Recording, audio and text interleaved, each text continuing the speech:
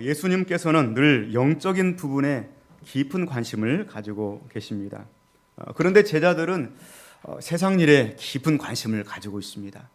그러다 보니까 예수님과 이 제자들의 언어가 서로 통하지를 않아요. 예수님이 마음이 답답하셨습니다. 오늘 본문의 말씀에 그런 내용들을 우리가 같이 말씀을 통하여서 깨달아 가기를 원하고요. 어쩌면 우리들 교회 현재 이 자리에 참석하여 있는 우리들에게 너무나도 적합하고 또 우리들에게 주시는 교훈의 메시지가 아닐까 그렇게 생각을 해보게 됩니다. 오늘 본문의 말씀은 배 위에서 예수님이 제자들에게 교훈하여 주시는 말씀인 것 같습니다.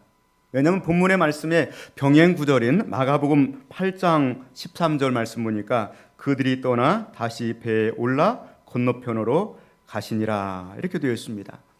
이제 칠병리의 기적을 행하고 그곳에서 배를 타고 갈릴리 바다 건너편으로 가는 그 배 위에서 예수님께서 제자들에게 하신 말씀이 되겠습니다. 그런데 그 배 위에서 어떠한 무언가의 해프닝이 벌어지게 되는 것이죠. 그 실마리가 오늘 5절에 나타나고 있습니다. 우리 5절 말씀 한번 같이 보겠습니다. 제자들이 건너편으로 갈새 아멘. 칠병리의 기적을 행하고 그리고 4,000명을 먹이고 7광주리가 자기에 거두었으며 그랬죠. 그리고 이제 예수님이 제자들과 함께 배를 타고 건너편으로 가는데 그런데 무언가의 문제로 해프닝이 벌어지는데 그 내용이 뭐냐면 떡에 관한 문제다. 떡 가져가기를 잊었더니 병행구절인 마가복음 8장 말씀해 보니까 제자들이 떡 가져가기를 잊었으며 배에 떡 1개밖에 그들에게 없더라. 그러니까 떡을 7강줄이나 많이 남겨놨는데 그 중에 누군가 하나가 그냥 주머니에 하나 넣고 간 것 같고 나머지는 다 넣고 떡을 챙기지 않은 것 같아요. 그러니까 배에 떡 하나밖에 없더라. 아마 이 본문의 말씀을 드라마로 이렇게 컷을 잡는다고 한다면 칠병리의 기적을 행하고 또 7광주리가 차게 막 떡이 넘치게 거두은 것 그리고 제자들이 기뻐가지고 막 신나하는 모습 그리고 이제 배에 타는 모습 그리고 배에 탔는데 떡 하나만 남아있는 그 떡 하나 클로즈업 탁 하고 그 다음에 이제 본문의 이 말씀이 대화가 이루어지게 되는 것이죠. 자, 예수님이 말씀을 하십니다. 6절 말씀도 같이 봅니다. 예수께서 이르시되 삼가 사두개인들의 누룩을 주의하라 하시니 아멘. 그때 이제 예수님께서 떡 하나의 포커스가 딱 맞춰져 있어요. 이 떡 하나에 맞춰진 포커스는 지금 제자들의 마음을 드러내고 있는 거예요. 제자들의 마음이 어디에 가 있는 거예요? 떡 하나에 가 있는 거예요. 그리고 이제 예수님이 말씀을 하신 거죠. 그 말씀의 내용을 보면은 삼가 바리새인과 사두개인들의 누룩을 주의하라 이렇게 말씀하십니다. 이 삼가라고 하는 이 단어는 마가복음 8장의 말씀 보니까 경고하여 이르되 이렇게 되어 있습니다. 경고라고 하는 것은 상당히 예수님이 지금 아주 강한 어조로 말씀하시는 거죠. 축구 경기를 할 때 뭔가 반칙이 행해지게 되고 그것이 너무나 도를 넘게 되면은 옐로 카드가 나오는 거죠. 이걸 뭐라고 합니까? 경고하다. 경고라고 나옵니다. 그러니까 예수님께서 지금 옐로 카드를 빼드시면서 말하는 거예요. 삼가 경고하여 제자들에게 말하면서 제자들에게 바리새인과 사두개인들의 누룩을 주의하라 그렇게 말씀하고 있습니다. 이 누룩이라고 하는 것은 이스트라고 그랬죠. 그래서 어떤 밀가루 반죽 안에 조금 이렇게 넣었는데 조금 이 시간이 지나고 나면 이것이 발효가 되어서 그 밀가루 가루 전부를 부풀게 한다. 이미 우리는 마태복음 13장 말씀을 통하여서 천국의 7가지 비유 중에서 누룩의 비유를 보았습니다. 천국은 마치 여자가 가루 서말 속에 가루 서말은 적은 양이라고 그랬습니까? 많은 양이라고 그랬습니까? 많은 양이라고 그랬죠. 한 가정이 가루 서말 해가지고 이 몇 날 며칠 먹어야 돼요. 많은 양이라고 그랬어요. 거기에다가 누룩은 조금 넣어요. 그런데 그렇게 반죽을 해놓고 지나니까 그 누룩이 들어간 것을 알 수 없어요. 그냥 봐서는. 그런데 하루를 지나고 보니까 전부를 다 부풀게 하였다. 그렇게 말씀을 하고 있습니다. 그 누룩이라고 하는 것은 아주 자그마한 양이 보이지 않게 스며 들어가서 그 놀라운 변화를 일으키는 것입니다. 그런데 이 천국의 비유에서의 누룩의 비유는 어떤 좋은 것들이 들어가서 놀라운 변화를 일으키는 것이고요. 오늘 본문의 말씀에서 예수님이 말씀하시고 있는 이 누룩은 나쁜 것들이 들어가가지고 거기에서 또 놀라운 악한 변화를 일으키는 것을 말씀하고 있습니다.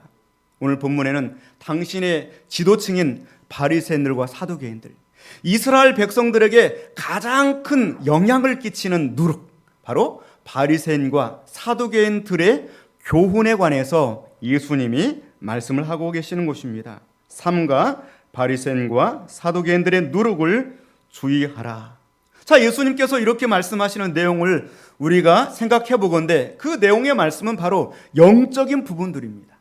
어떤 바리새인과 서기관들이 그 끼치는 그 엄청난 영향력이 유대인들 속에 다 부풀게 하고 있다는 것이죠.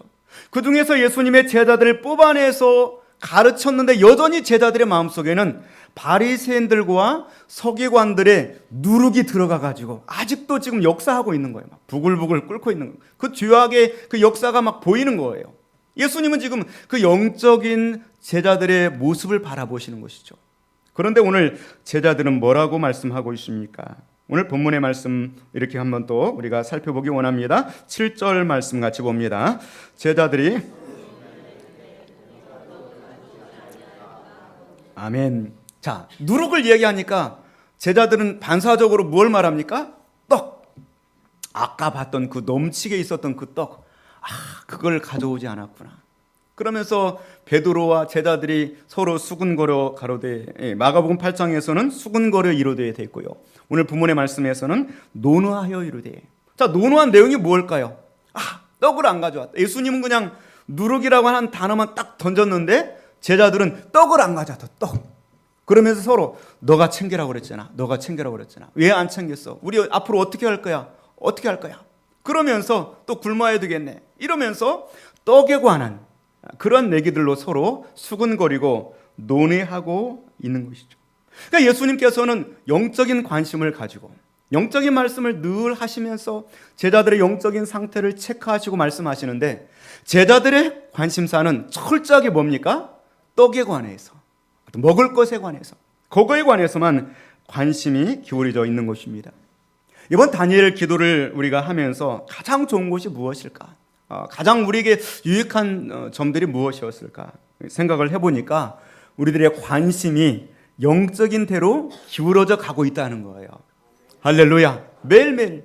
이전에는 우리의 관심사가 떡에 관한 관심사였어요. 늘 세속적인 거, 세상적인 거. 그런대로 우리 관심이 완전히 주일 예배만 드리고 나가면 당장 그때부터 이제 세속적인 관심으로 탁 전환이 됐어요. 당장 내일 출근해서 뭘 하고 누구를 만나고 며칠 날 무엇을 먹고 그랬는데 이제 다니엘 기도회를 우리가 하면서 매일 우리의 관심사가 영적인 대로 나도 모르는 사이에 점점 옮겨져 가고 있는 거죠. 저녁에 잠을 자면서 나도 모르게 막 찬송해 나오고 기도해요. 주여 성령으로 충만하게 하셔서 충만하게 하소서. 일어나 보니까 새벽 4시예요. 그래도 그냥 누워있으면 골치만 아프지 뭐하냐. 그냥 일어나서 교회 나왔어요. 막 영적인 대로 나도 모르게 시간도 아깝고 관심사가 이왕이면 한 발짝이라도 더 주님 앞에 갔으면 좋겠습니다. 이렇게 기울어져 가고 있는 것이죠. 성도들은 언제나 우리의 관심이 영적인 관심사로 바뀌어 나가기를 주님이 원하시는 줄로 믿습니다.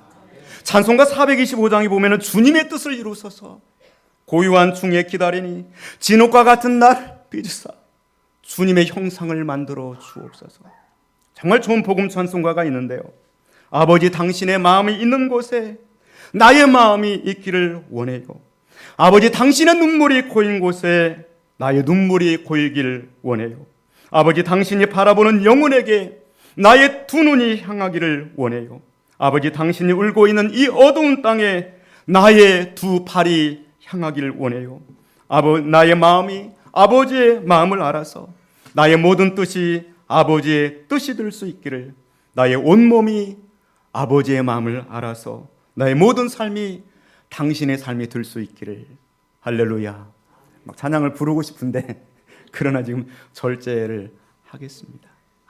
우리가 신앙생활을 한다는 것은 영적인 변화를 가져오는 것이에요. 나의 관심사가 이제는 세속적인 것에서 하나님 중심적인 관심사로 하나님이 바라보는 그곳에 이번 다니엘 기도를 하면서 우리의 생각의 범위가 조금 넓어지는 거예요. 장애우들의 그 간증을 들으면서 장애우들에게 우리가 더 사랑을 베풀어야 되겠구나. 저 북녘 땅 탈북자의 그 간증을 들으면서 얼마나 그 땅에 지금 비참하게 죽어가고 있는 그 영혼들이 있구나. 하나님, 정말 내가 그 영혼들을 까맣게 잊어버리고 나만 잘 먹고 잘 사는데 만족하며 살았군요. 죄송합니다. 나의 관심사와 나의 기도의 넓이와 깊이가 달라지는 거예요.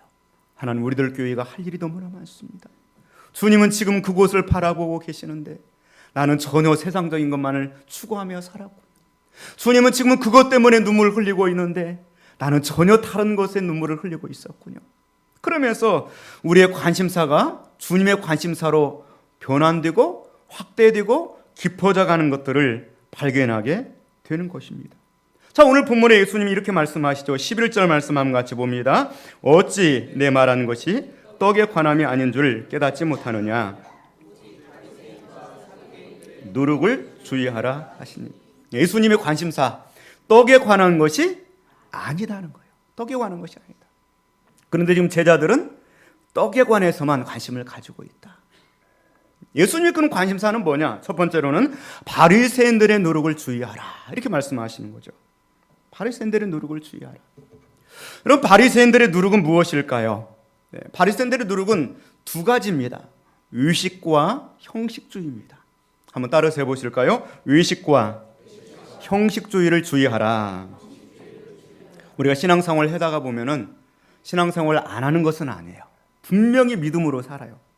그런데 신앙생활을 하면서 정말 그 속에 하나님의 성령의 깊이와 은혜가 더해지지 않으면 나도 모르게 의식적으로 흐르고 형식적으로 흐르게 되는 거예요. 예배를 드리면서도.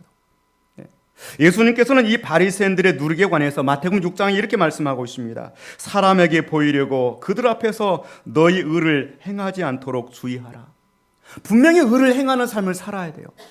그런데 형식주의와 유선으로 가면은 하나님을 의식하는 것이 아니라 사람에게 보이려고 의를 행하게 되는 것이죠. 또한 구제를 하는데 가난한 사람 도와주는 거 얼마나 좋은 일입니까? 얼마나 좋은 일이에요. 그런데 그 좋은 일을 행하면서도 구제를 할 때 의식하는 자가 사람에게 영광을 받으려고 회당과 거리에서 하는 것 같이 너희 앞에 나팔을 불지 말라. 진실로 그들은 자기 상을 이미 받았느니라. 너는 구제할 때 오른손이 하는 것을 왼손이 모르게 하여 내 구제함이 은밀하게 하라. 은밀한 중에 보시는 너희 아버지께서 갚으시리라. 기도할 때도 마찬가지죠. 기도할 때도 하나님께 골방에 들어가 문을 닫고 은밀한 중에 보시는 하나님께 기도하라고 그랬는데 사람이 볼 때만 기도하는 거예요. 기도할 때도. 의식하는 자와 같이 하지 말라. 그들은 사람에게 보이려고 휴당과 큰 거리 여기에서 기도하기를 좋아하느니라. 진실로 너희에게 이르노니 그들은 자기 상을 이미 받았느니라. 그렇게 되는 거예요. 바리새인들의 누룩을 주의하라는 것은 바로 나도 모르게 신앙생활의 의식과 형식주의로 흘러가고 있지는 않은지, 주님은 우리의 영성을 일깨우시면서 오늘 우리들의 꼭 필요한 말씀을 주시는 것입니다. 내가 내 내적으로 은혜 받고 하나님과의 교제가 완전하게 회복되지 않으면 그 거룩한 의와 구제와 기도라고 하는 그 거룩한 용어조차도 하나님 앞에서는 더러운 것이 돼요. 가증스러운 것이 될 수가 있다고 말씀하고 있습니다. 마태복음 23장 말씀 보면은 의식하는 서기관들과 바리새인들이여 너희가 박하와 휴양과 근처의 11조는 들이되. 자, 바리새인들은 11조 생활을 철저하게 했습니다. 심지어는 양념의 11조를 들였어요. 소금을 탁 사면 10분의 1 떼서 하나님 거, 고춧가루 사면 10분의 1 떼서 하나님 거, 다시마 10분의 1 떼서 다시 다 하나님 거. 야, 어떻게 이렇게 할 수가 있어요? 얼마나 대단합니까? 그런데 예수님은 그것을 지적하는 거, 의식하고 있다. 왜 그것을 지적하냐? 율법에 더 중한 바 정의와 긍휼과 믿음은 저버렸도다.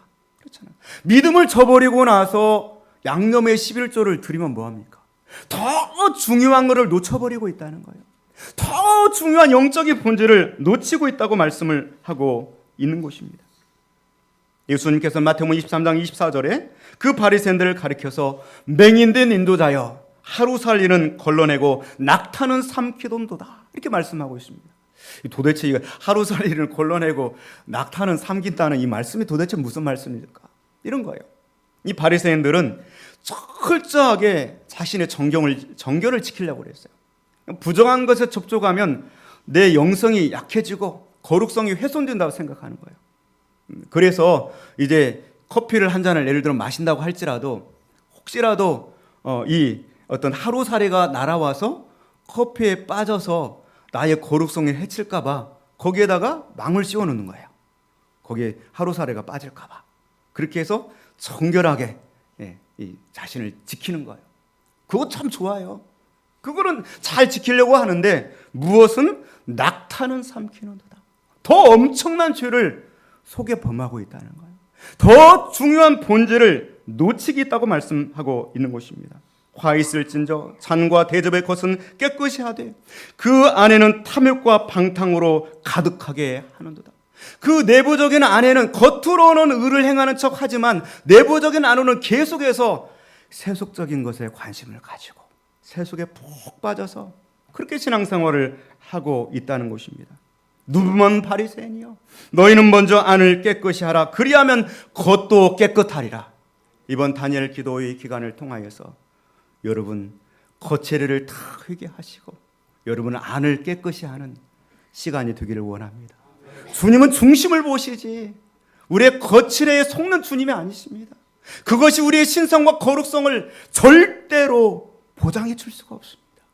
우리 내면의 거룩성이 거기에서부터 출발해서 우리의 의도 나오고 구제도 나오고 선행도 나오고 기도 생활도 나와야 될 줄로 믿습니다.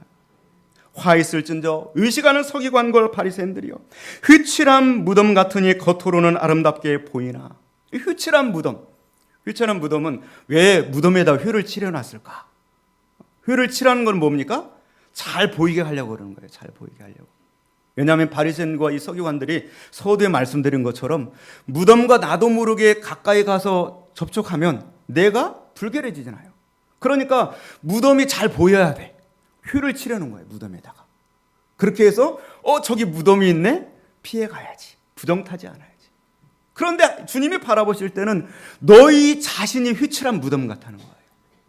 너희 자신을 바라볼 때 너희 안에는 악독과 죄악이 가득한데 겉에만 그렇게 하얗게 휘칠을 해놓고 그리고 그것으로 거룩하다고 형식주의와 위선에 빠져 있다고 말씀하고 있습니다. 겉으로는 아름답게 보이지만 그 안에는 냄새나는 썩은 시신이 들어있구나 말씀하시면서 겉으로는 사람에게 옳게 보이지만 하나님은 중심을 보시는데 하나님의 눈에는 의식과 불법이 가득하고 하루살이는 걸러내고 낙타는 통째로 삼키고 있구나.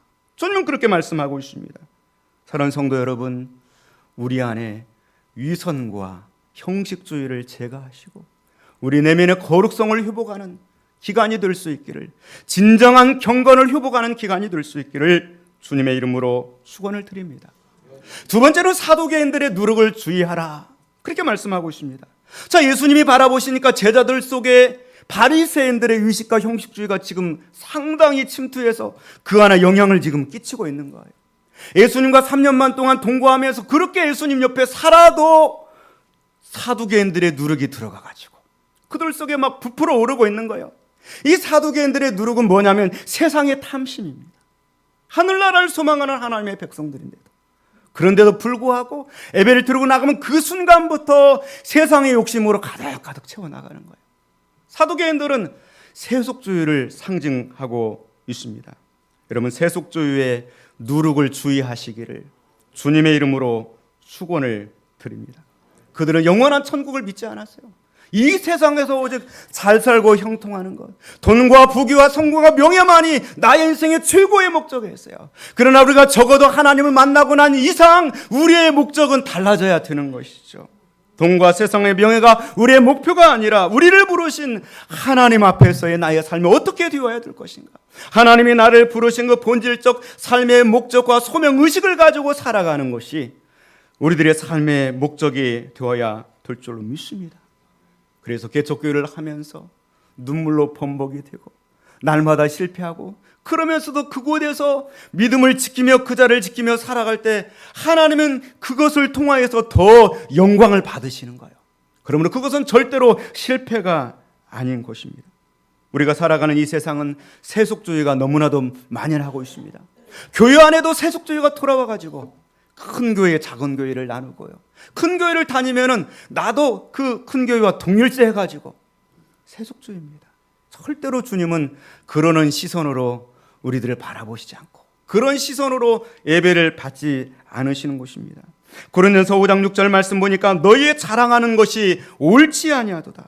적은 누룩이 온 덩이에 퍼지는 것을 알지 못하느냐. 그렇게 말씀을 하고 있습니다. 이 세속주의와 또 이 바리새인들의 의식주의와 형식주의를 우리가 늘 경계하면서 우리 자신들의 영성을 지키기를 힘쓸 수 있기를 주님의 이름으로 축원을 드립니다.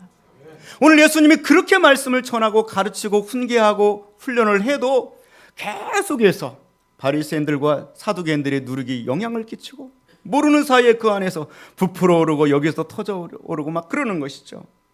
이래서 그 끼치는 영향력은 우리의 믿음을 약화시키는 것입니다. 믿음이 약화지게 된다.